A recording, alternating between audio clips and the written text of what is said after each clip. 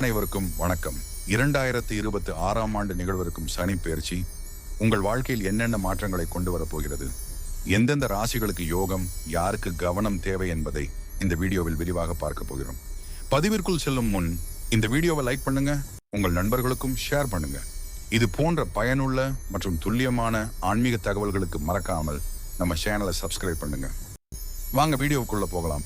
2026இல் சனி பெயர்ச்சியால் கோடீஸ்வர யோகம் அடிக்கப் போகும் 6 அதிர்ஷ்ட ராசிக்காரர்கள்: ரிஷபம், மிதுனம், கடகம், கன்னி, விருச்சிகம், தனுசு.